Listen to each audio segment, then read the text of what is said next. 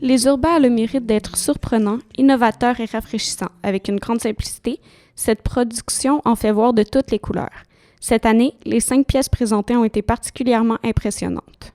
La première histoire portait sur le kidnapping.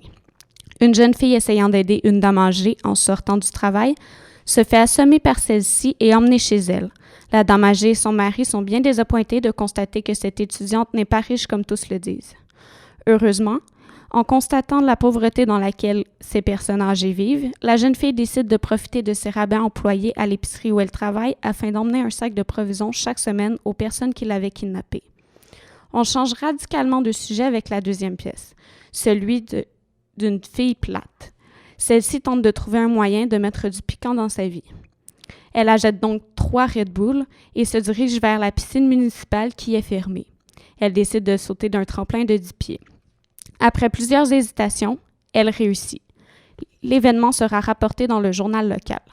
Le 4e récit nous raconte un road trip d'été vers un chalet.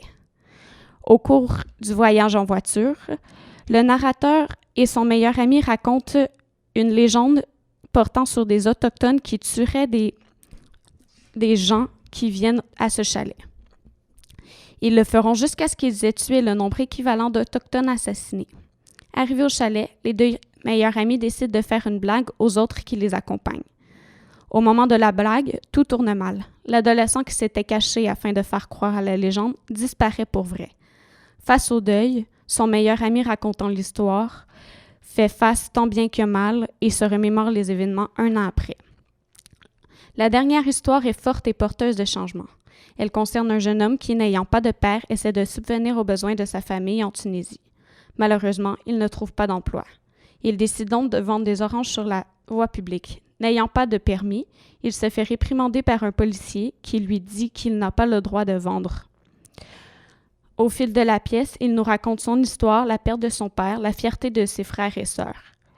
Le jeune homme n'ayant pas le droit de vendre des oranges sur la voie publique, le policier décide qu'il éparpille sa marchandise. Le jeune homme se révolte alors et part sans le vouloir la révolution tunisienne. Bien qu'imaginaire, la construction parfaite de ces textes en font des scénarios plausibles. De plus, la justesse des émotions qui démontrent que les acteurs sont extraordinaires nous fascine.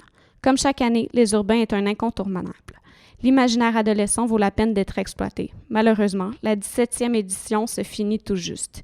Elle avait lieu du 7 au 17 mai. Espérons qu'elle sera de retour l'an prochain.